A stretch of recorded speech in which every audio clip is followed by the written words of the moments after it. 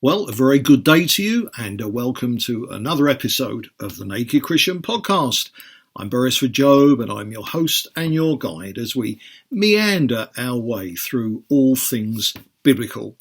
But of course, you've got the drift by now, haven't you? That we're not going to be dressing anything up to make it more acceptable. We're not going to clothe the Bible with compromise.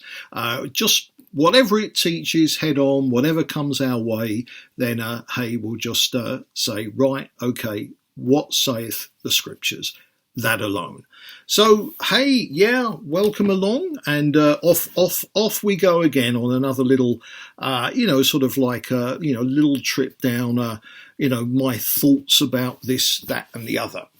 Now, what I thought I'd sort of talk about a little bit now is that, I mean, obviously, anyone nowadays, I mean, it's always been the truth, but, this has become more and more so the truth since the days of the internet and stuff like that. But anyone with a public profile is going to get, like people snapping back at them. And that's fine. If you've got a profile, then you're going to get flack. You're going to get kind of people saying, "Hey, this is great, isn't he wonderful?" And I, for one, will take all of that you can throw at me. But also, you're going to get flack. You're going to get your critics out there, and it's the same. If you're in ministry, if you've got a public profile, sadly, Christians can be pretty nasty as well. And, so sometimes, and there's nothing special about me at all, but I get that as well. The same as anyone in ministry is going to. And, sometimes, sort of people ask me, I mean, they find stuff out there on the internet and stuff like that about me and all these rather unflattering things. And, every now and then people say, well, hey, Beresford, why don't you, sort of get something out there and put the record straight, okay? And hey, through the years, I mean, I've been accused of some real doozies. I mean, in the early years, I was accused, it went round that I was distributing drugs. I was accused of being an occultist. Sort of crazy things like that. I got accused of teaching that sex outside of marriage was fine. I was accused of kidnapping someone. I kid you not. I'm simply saying this is, kind of, the stuff that, that you have to put up with, that gets put out there. But in more recent times, I mean, I've been accused of working for an organisation, apparently, that wants to gather house churches under its wing into a denomination, presumably with me and that organisation in charge. Been accused of that. I get accused shouting at people, accused of lying and stuff like that. Hey, it's kind of all out there. It's par for the course. Nothing special about me. Anyone in ministry is going to get it. And as I say, sometimes people do say, "Hey, look, Beresford, why don't you kind of you got these people coming after you in public and they're saying all these things. Why don't you kind of hit back? Why don't you sort of strike out? Why don't you defend yourself and put the record straight?" And the reason that they're saying that to me is because I don't, and because I never, in actual fact, never have. And so I thought it might be, because obviously there might be other people watching this, and to whatever degree you're getting a bit of this as well. Maybe there's stuff out there about you that's pretty unpleasant, and you're wondering what's the best thing to do about it. And so I just thought I'd explain the reasons why in actual fact that I don't hit back against these things. I don't hit back against these people. So if people want to accuse me of this, that, and the other, okay, fine. And I'm going to explain why I don't do anything about it except just pray and try and love them back. Now, obviously, let me say that when it comes to critiquing teaching, okay, because I mean, if you're in the public domain, teaching this, that, and the other. Now, obviously, if people are critiquing, what you teach, okay, then I mean, 100%, I'm all for that. So I don't see any problem, say there's someone with a public profile, me, anybody else, and say they're teaching stuff that you think is, I'm not sure about that, I think that's wrong. And, and for other people, perfectly publicly as these people are teaching whatever they're teaching, to publicly say, I think they're wrong, they're teaching this, that, and the other, and here are my biblical reasons for saying that I think they're wrong. Now, obviously, and I've got no problem with that whatsoever. I mean, that is just debate, it's critiquing, it's, iron sharpens iron, and that's good. Now, obviously, make sure you're not misrepresenting the person you're disagreeing with, obviously. I mean, there's loads of stuff like that out there, where people are saying, teacher A is teaching B, C, and D, and it's absolutely terrible, when in fact teacher A isn't teaching B, C, and D at all. You've just got it wrong. So obviously be careful that you don't ever misrepresent anyone. And also I'd say, it's important, critique their teaching. Don't go after them personally. Sort of try to demonise. If you believe you've got truth, biblical truth on your side, you don't need to go around demonising people. I mean, that's horrible. Just, so what I'm saying is that when it comes to, you're saying, all right, so-and-so is teaching this, and I think it's really, wrong, and here are my reasons, here's what they're teaching, here are my biblical reasons, I think they're wrong, here's why. They're absolutely fine. No problem at all. But that's not so much what I'm talking about. I get that too. I mean, sort of, more recently, there've been people who say that I'm a Gnostic. Okay. Now obviously in answer to that, I don't really have to say very much at all, do I? Because obviously my teaching is out there. It's a matter of public record. So, I suppose if anyone was thinking, hey, this Beresford Job, I've heard he's a Gnostic, that's pretty bad stuff. Wow, the Gnostics, the Bible really, really is against Gnosticism. So, hey, I guess the point is, sort of you can dive into my hundreds of public teachings, videos, blogs, podcasts, and decide for yourself. So, I mean, in regards to that, I suppose if somebody said, "Oh, I've heard a rumor you're a Gnostic. What do you have to say for yourself?" I can say, "Well, no. I mean, I'm not a Gnostic, and hey, there's you find out for yourself. What I teach is a matter of public record." But what I'm more concerned about here is when you get these accusations, like personal accusations about you being guilty of sin, sort of like shouting at people or a liar or, stuff like that. So, people can, get to certain websites, and these websites might be, often they'll target more than one person, but when you get a Christian website, they're targeting another Christian and they're making accusations against them of personal sin. But here's the point. In an arena where that person isn't actually able to defend themselves. And so the great danger is in a situation like that basically you're up against slander. It's as simple as that. You're up against slander. Anyone can publicly say that anyone has committed a sin or a wrongdoing, okay? And it's just, so often it's just he said, she said, or it's your word against their word and stuff like that. And there it is, all out on the internet for all to see.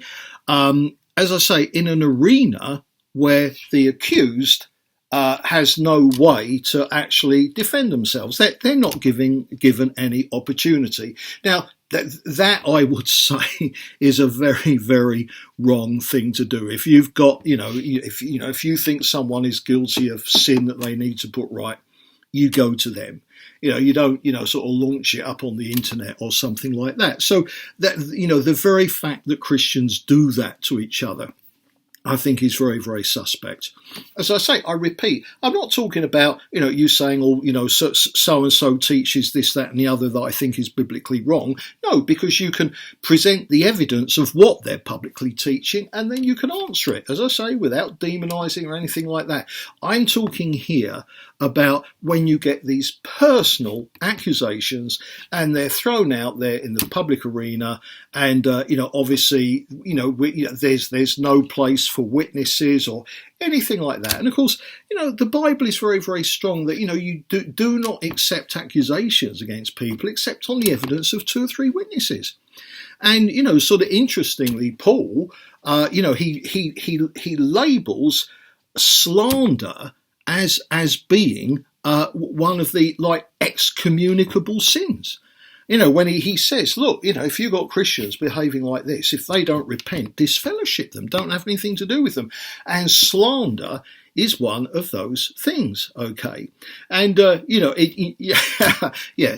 suppose while I'm that, there have been times, believe me, when I've heard stuff about myself and I've been so outraged at what I'm supposed to feel, what I'm supposed to be guilty of, that I've come close to disfellowshipping myself. You see, this whole thing is crazy, and yet sadly, many Christians, they don't think anything of it.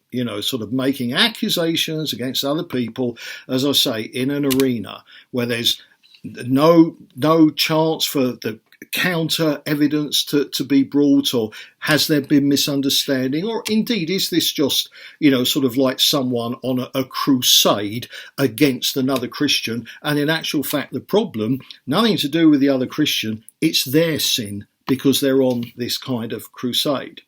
So let me just sort of come down to the specific reasons why even though I've been subjected to that, and I'm always am being subjected to it because hey, the thing about the internet, people can put stuff up and it's still up there years and years later, if they don't actually take it down. So yeah, it's a kind of a an ongoing thing, and something I would say that you've just got to learn to live with. Okay, so why is it that I don't do anything to hit back? Several reasons. The most important reason is that, and I'll take an example from Paul, slightly different thing. But Paul in Corinthians, he raises the spectacle where you've got Christians, okay, and like Christian A is saying that Christian B has defrauded them, like owes them money, hasn't paid them, has defrauded them financially or something like that, and they're going before public courts. So they're taking this to unbelievers, they're putting it out there in public, and what Paul says, that is a scandal. He's saying that is an absolute disgrace when Christians are doing that. And he says it's better to be defrauded than to have the Lord's name dragged through that mud. And this is the main reason. Because, Christians out there in public fighting and bickering and accusation, counter-accusation, all it does is it dishonours the name of the Lord. Again, I'm not talking about, the big debate, is this false teaching, that false teaching. I'm not, that's fine, that goes on. I'm talking about when Christians go after each other on a personal level, accusations that can't be substantiated in the arena in which the accusations are being made. Okay, that's what's so wrong about it. And of course, it brings the name of the Lord into utter disrepute. And I for one have always taken the position that I would rather I would rather people believe slander about me than me get involved in kind of going after people who are slagging me off by slagging them off back or trying to justify myself and stuff like that. I mean, that just doesn't please the Lord. As I often say to people, look, I'd rather have man's frown and the Lord's smile than to have man's smile and the Lord's frown. So, hey, if there's, stuff out there that makes me look bad, it makes me look bad. I'm not going to, sort of get out there and join in and, become as guilty as the people doing it. It just dishonours the name of the Lord. So, believe you me, it's better that you're thought badly of by people, even if it's all untrue. It's much better that you're thought badly of and slandered than you go out trying to defend yourself and getting involved in all that unpleasantness. As I say, it just completely dishonours the name of the Lord. So that's the principal reason. But of course, there are other reasons as well, and this is just a question of, kind of common sense and just looking at it from all angles. Because obviously, in many ways, it's completely counterproductive to try and defend yourself anyway in circumstances like this. And let me explain to you why. Now, the whole point is that let's say, all right, you're being accused of horrible things, all right? So you're being, whatever it is, you're being publicly accused of being guilty of this sin, that sin, whatever. All right, okay. So therefore, in a situation like that, all right, the public accusations are out there. So what are you going to do about it? Well, the first thing that I'd say is that if you do try and defend yourself, you're onto a loser. And the reason you're onto a loser is quite simply, once a public accusation is made against you, in actual fact, there's nothing you can do about that in an equal arena to put it right. And here's why. Let's say, let's take some of the things that, I get accused of, all right, so, I've been accused of lying and apparently I shout and rant and rave at people. Now, these are situations where obviously it's kind of, you've got my word against them. As I say, the whole scenario anyway is that you can't bring, sort of these accusations are being made through the internet in whatever way, and you're not there to defend yourself. But what I want to say is that even if you were, okay, here's the point. So let's say people are making various accusations against me, all right. Now then, I suppose then if I was to say anything, I can only say one or two things. I can either say I'm innocent, okay, or I can say, yes, I'm guilty, I repent. Or maybe, yes, I'm guilty, but I don't repent. Can you see what I mean? But the point is this. If someone accuses me in that situation, like, on the internet, I'll just say, oh, blimey, look what I'm being accused of now. So if someone was then say, Beresford, are you innocent or guilty? Well, here's the point. If I'm innocent, I'm going to say I'm innocent, aren't I? But if I'm guilty, then obviously I'm not a man of integrity. And if I'm not a man of integrity, I'm going to say I'm innocent, even if I'm guilty. So the point is, if someone accused me of lying, okay, he lied to me, okay, things like that. Well, firstly, if I didn't lie to them, I'm going to say I'm innocent, I didn't lie. But if I did lie to them, that means I'm a liar. So when somebody says, did you lie to them? Well, I'm going to lie, and I'm going to say, no, of course I didn't. You see the point? You're snookered whichever way. And this is the terrible thing about slander. So then even in just the common sense, sort of sense, it just pays. You won't be doing yourself any favours if you do go on a counter crusade to justify yourself and maintain that you're going to, maintain that you're innocent.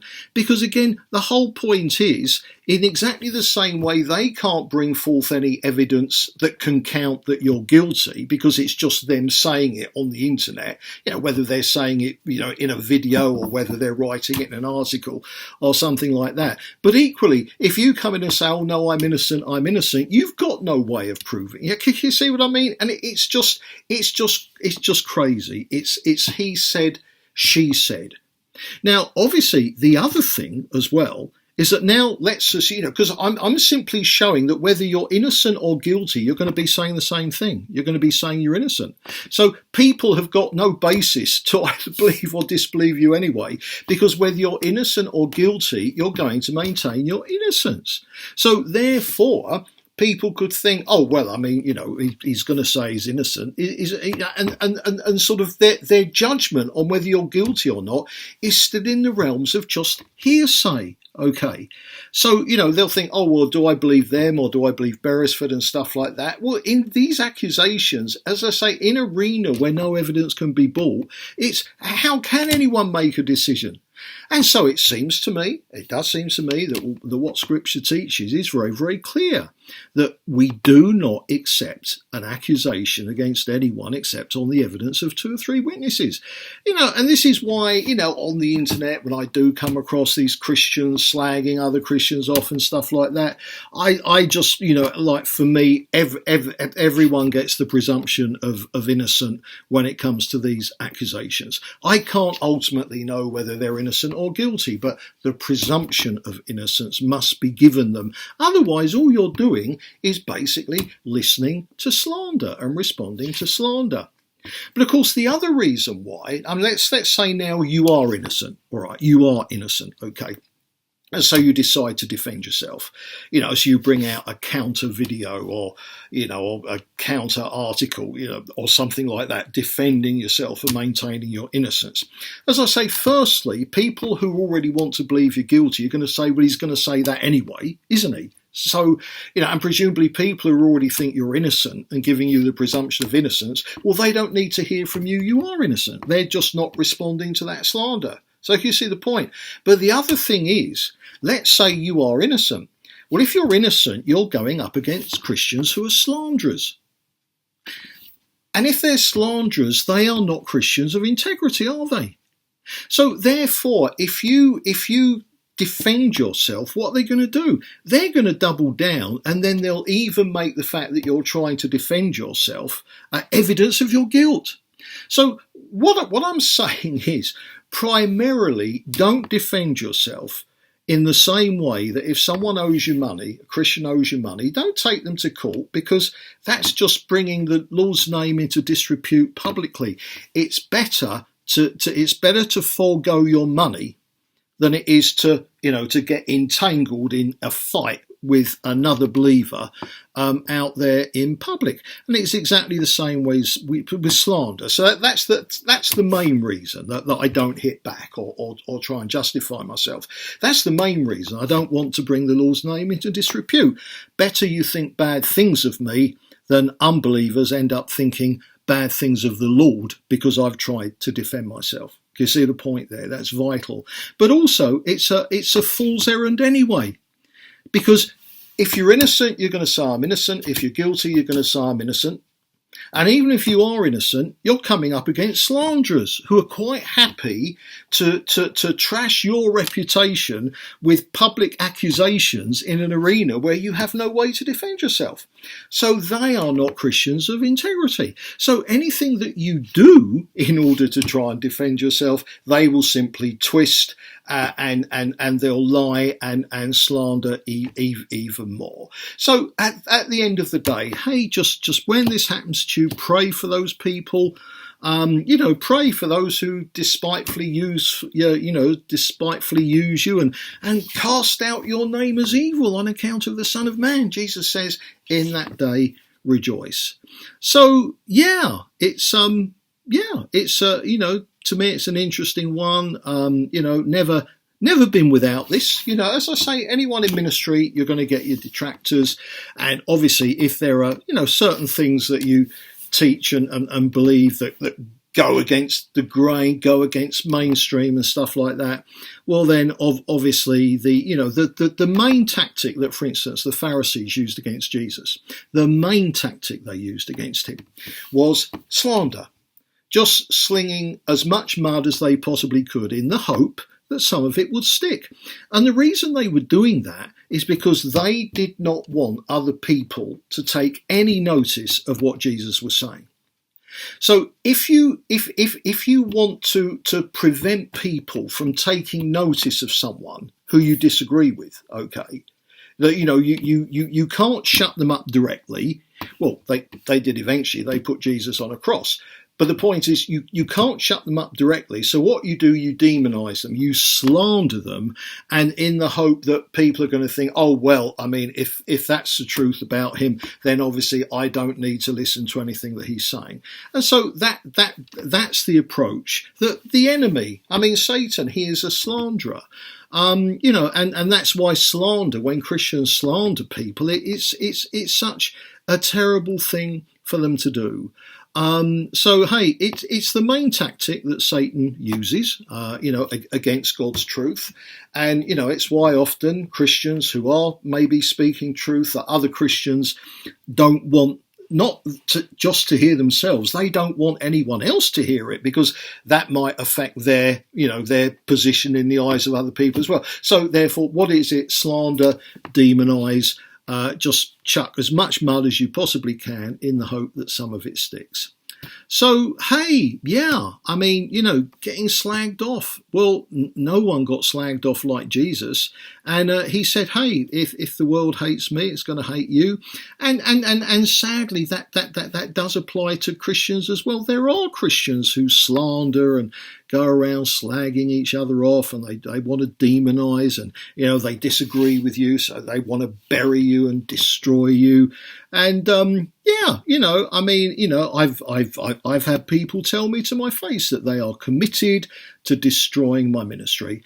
Well, fine. I mean, there's nothing I can do about that. But the beauty is, there's nothing I need to do about that, because hey, the Lord's in control.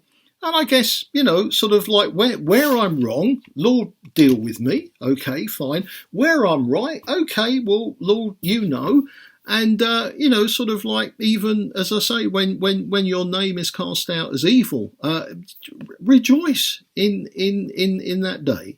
And so, hey, that's why I don't come out fighting, sort of, oh, I'm going to put a video up, I'm going to answer what they're saying, and I'm going to write an article, and I'm going to tell them what really happened in that situation, and, oh, they're slandering me, and no.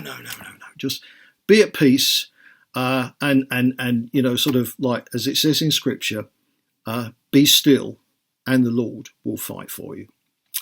So anyway, hope that's an encouragement for anyone who's getting slagged off when they're innocent.